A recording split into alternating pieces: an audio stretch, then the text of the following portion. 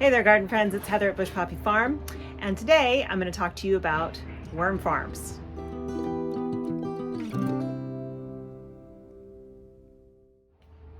If you've already subscribed to the channel, thank you so much. It does mean a lot. And if you haven't subscribed yet, what are you waiting for?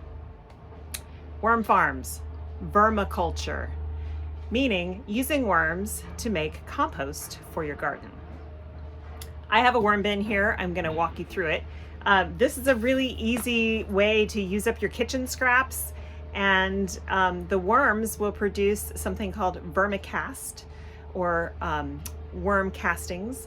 And what those do is you can literally sprinkle them in your garden, or you can make a worm compost tea and apply that as a foliar spray to your plants as well. Full of nutrition for your plants. They're just wonderful. And as long as you're not squeamish, it's a great way to compost kitchen scraps. You can even do this, because worm bins are small, you can even do this in your kitchen.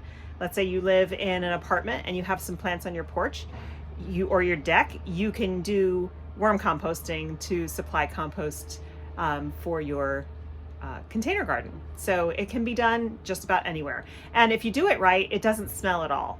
So let me give you a look here. So here is my worm bin. It's called the Worm Factory. That's just the brand name. But you can see that it is made of a top container here, and then there's a bottom base that it sits on. There's a second container that I can use once this one starts getting full of vermicompost. I can start the second one, and the worms will literally migrate up to the container on top for food and leave the bottom just full of compost for me to harvest. So let's take the lid off and I'll give you a little tour.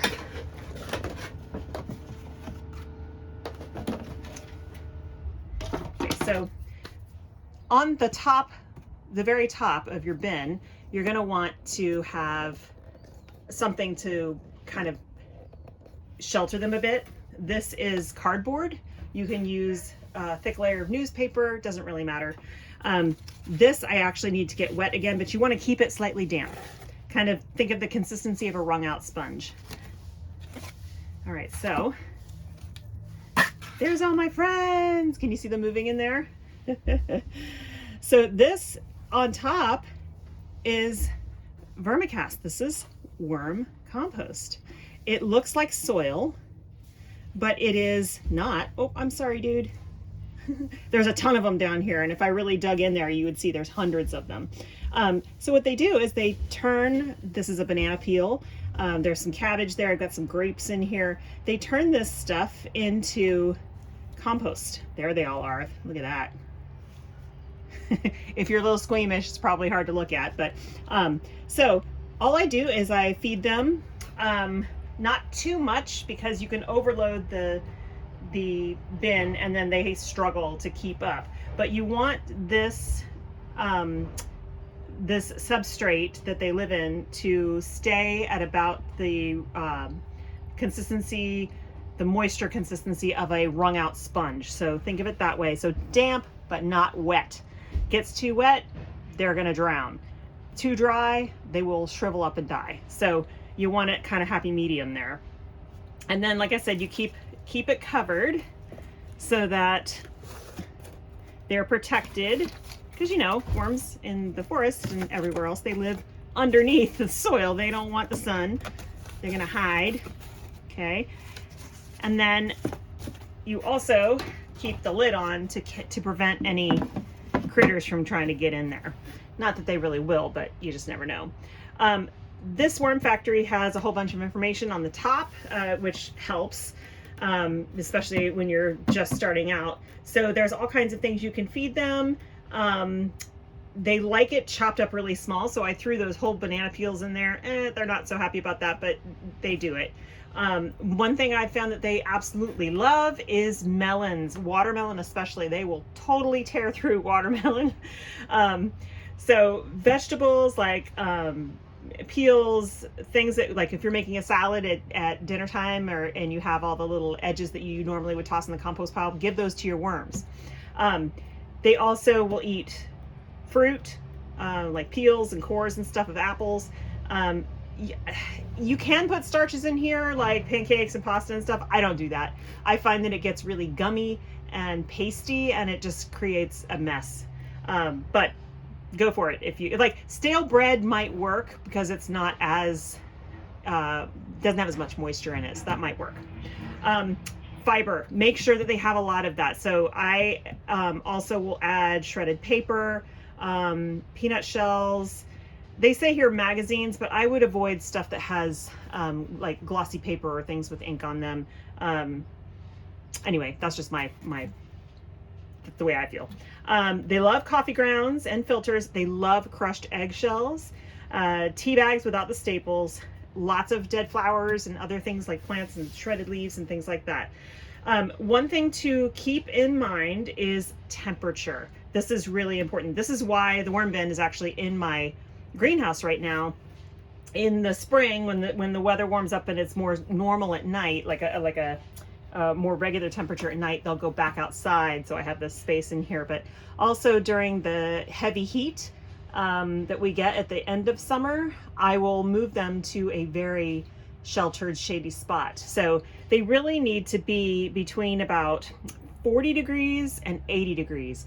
They are super happy like in the 60s and 70s. That's when they're the most active and they're the most happy. But they cannot be left out in freezing temperatures. They will die. They will bake alive if you leave them in direct sun in this thing, because you know it is black. So those are things you need to keep in mind about worms.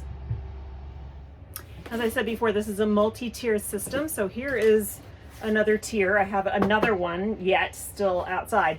When I said, like I said, when this first tier gets pretty full, where it's mostly compost and it doesn't look like they're turning things over anymore, then I will prepare this one and put it on top of that, and then the lid on top of this. And what will happen is, because this bin will have the stuff that they want and need in it, they will migrate, they'll crawl up from the bottom bin into this bin.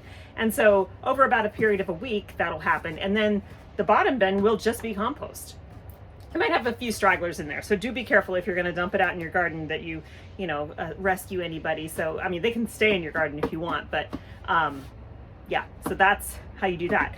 Now, how do you prepare your worm bin to accept worms, or a new tray to go on top? What you do is you get, a lot of times they come in a kit, and so it will come with it, but Coco Coir is the coconut fibers that come in a little brick, and then you wet them down and it breaks apart into fiber stuff. That is a great base to put in the bottom of the worm bin tray. So Coco Coir, some garden soil, a little bit of grit, shredded newspaper, lots of shredded newspaper. You want to mix all this together because that's going to form their like substrate, their home base. Then you get your worms. You actually get worms, mail order. Yes, they come in the mail. You don't want to leave them sitting in that package for very long. You want to use it right away. So you want to make sure that their home is already set up for them before you order your worms, so that, because it's usually a day or two, you order them and they show up. So then you'd have your prepared bin, you dump all the worms in, and then give them a little bit of food. Not a ton of food, but a little bit of food.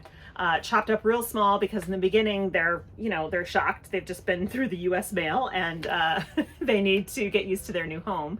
So set them all up in there, and then before you know it, they'll be churning and burning, and you will have worm castings to use. Now, there is a spigot on the bottom of this stand where you can drain off what's called the leachate.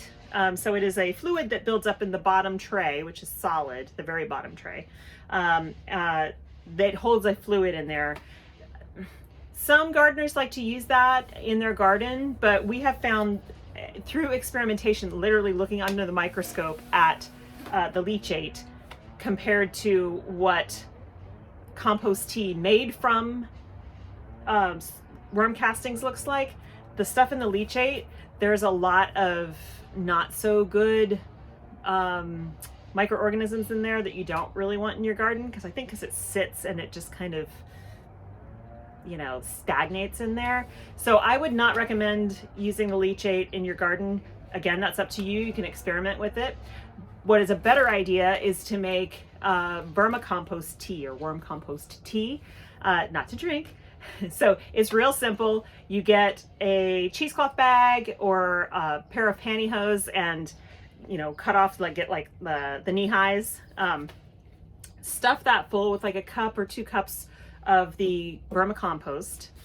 Get your 5-gallon bucket, tie the bag to the side or clip it to the side, fill that bucket with water so that the bag is submerged, and then get a little fish bubbler. I was looking around to see if I had mine out here, but it's in the garage. But one of those little aquarium bubblers, I think they're like $5. Plug that in and let that sit. Well, the aquarium bubbler is to introduce oxygen and keep the water moving, because otherwise you'll get that stagnation and you don't want that.